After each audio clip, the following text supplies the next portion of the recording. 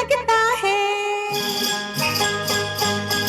हो थोड़ा शीशा लगता है।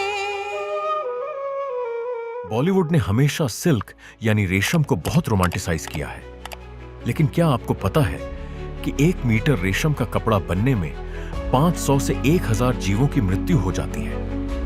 अगर मैं कहूं कि भारत में एक ऐसा गांव है जहां बिना किसी जीव की मृत्यु के एक एक्सक्लूसिव सिल्क बनता है, और वो भी पूरी तरह ऑर्गेनिक प्रोसेस को फॉलो करके, चलिए देखते हैं भारत के वन एंड ओनली अहिंसा सिल्क यानी एरी सिल्क की कहानी। मेघालय में एरी सिल्क कोई बाहर से आई परंपरा नहीं है, बल्कि यह सदियों पुरानी स्वदेशी विरासत है। 1907 में दनखासीज में जयंतिया हिल्स के एरी पालन कतई का वर्णन है।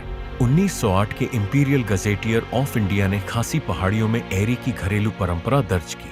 1887 में खासी राज परिवार की एरी पोशाक का उल्लेख मिलता है। एरी सिल्क मेघालय में हमेशा संस्कृति, प्रकृति और अहिंसा से जुड़ा रहा है।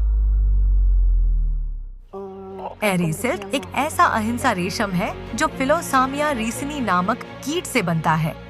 यह कीट मेघालय जैसे इलाकों में अरंडी यानी कैस्टर के पत्तों पर पनपता है। इसकी सबसे बड़ी खासियत यह है कि कोकून से कीड़ा जिंदा बाहर निकल आता है, यानी इसमें किसी कीड़े की मौत नहीं होती। पूरी प्रक्रिया ज्यादातर घरों में पारंपरिक तरीकों से हाथों द्वारा की जाती है। अंडों से लार्वा निकलते हैं जो लगभग 25 से 30 दिनों तक अरंडी यानी केस्टोर के पत्ते खाते हैं और धीरे धीरे कोकून बनाते हैं। सबसे खास बात यह है कि कोकून सूखने के बाद पतंगा खुद ही बाहर निकल आता है। इसके बाद बचे हुए खाली कोकून इकट्ठा किए जाते हैं और उन्हें जंगली हल्दी के तनों या पानी में लगभग 10 से 15 दिनों तक भिगोकर अगली प्रक्रिया के लिए तैयार किया जाता है।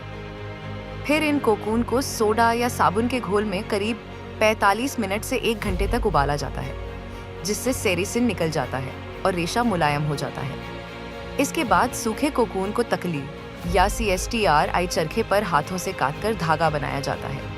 एक कारीगर दिन भर में लगभग 40 से 150 ग्राम धागा तैयार कर लेता है।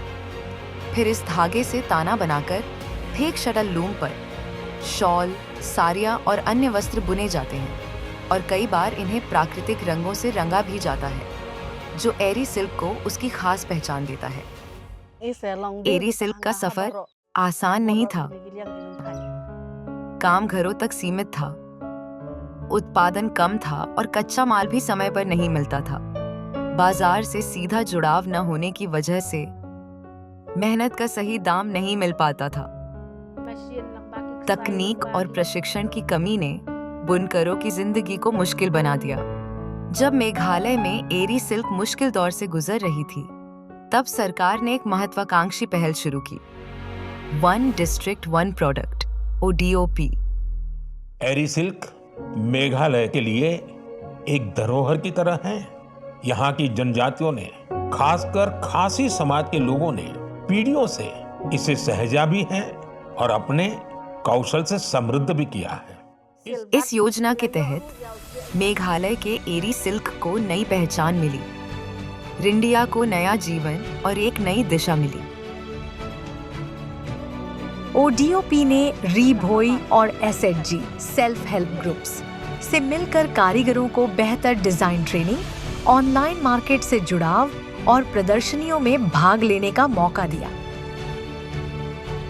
ODOP से पहले एरी सिल्क से आमदनी सीमित थी, लेकिन ODOP के बाद उत्पादकों की सालाना आय 2 से 4 गुना तक बढ़ गई।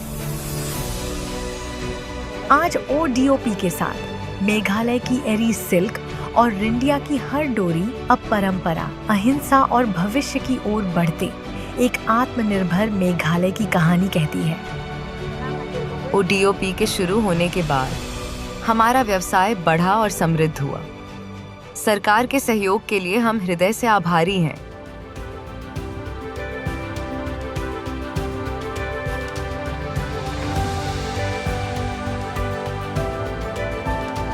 एक जनपद, एक उत्पाद।